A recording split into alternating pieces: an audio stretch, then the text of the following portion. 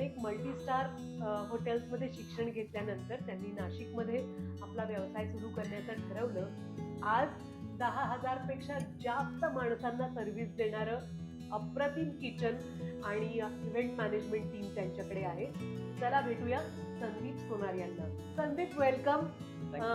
मला खरं खूप आवडलं असतं इम्प्रेस करायला की माझ्या हातचे काहीतरी तडपे पोहे किंवा एखादी डिश घेऊन यायला, पण आपला आजचा सेटअप फॉर्मल असला तरी प्रेक्षकांना तुझ्या कामाची जास्तीत जास्त माहिती व्हावी हा उद्देश आहे.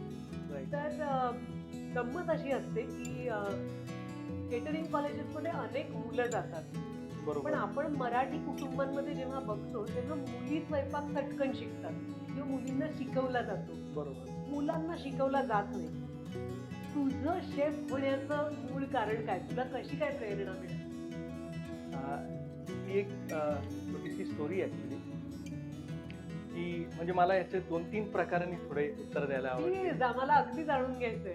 की तुझा पहिला प्रश्न होता की मुली ह्या नॉर्मली कुकिंग मध्ये पडतात, पण इफ यू आस्क मी, आत्ताची जी हॉटेल इंडस्ट्री आहे ती एवढी वास्ट आणि ग्रोईंग आहे, पण रेस्टॉरंट्समध्ये, हॉटेल्समध्ये किंवा केटरिंग फील्डमध्ये मुली दिसत नाही ॲज अ शेफ म्हणून काम करताना. अरे, हे सगळे मुलंच दिसतात.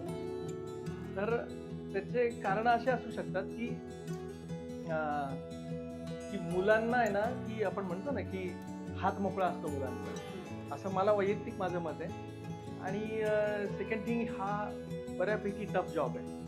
म्हणजे नथिंग टू से की बुवा मुली करू शकणार नाही, पण ह्याला काही टाइम कन्स्टेंट नाही आहे, रात्रंदिवस काम. आणि जेव्हा जग एन्जॉय करतं तेव्हा आम्ही स्टॉप करत असतो. बरोबर. म्हणजे सणवार असो, काही असो. तर आपलं जे कल्चर आहे की स्त्रीनी घराकडे सुद्धा लक्ष देऊन बाहेरची कामं सांभाळायला लागतात, तो एक हा फॅक्टर मे बी असू शकतो.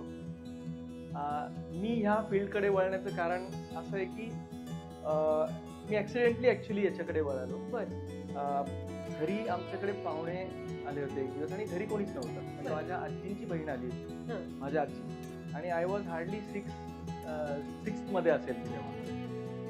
तर त्यावेळेस कोणीच नाही आहे बुवा, आणि आजी आले. तर मला असं फिलिंग होत होतं की काहीतरी करायला पाहिजे. एवढं तर समजत होतं की काहीतरी करायला पाहिजे, काहीतरी द्यायला पाहिजे. तर चहा कॉफी नाही. तर ते म्हणते की आजी बोलले की भूक लागली आहे. तर मग मी एकदा एका कार्यक्रमात कोणाला तरी भजी बनवताना बघितलं होतं, आणि मग मी तो भजी बनवण्याचा प्रयोग केला तिथे, कांदा भजी. आणि त्यांना ती आपलं इतकी आवडली त्यांना, आणि त्या ॲप्रिसिएशन मधनं मला मोटिवेशन मिळालं की नाही यार, आय कॅन डू दिस. काय मस्त.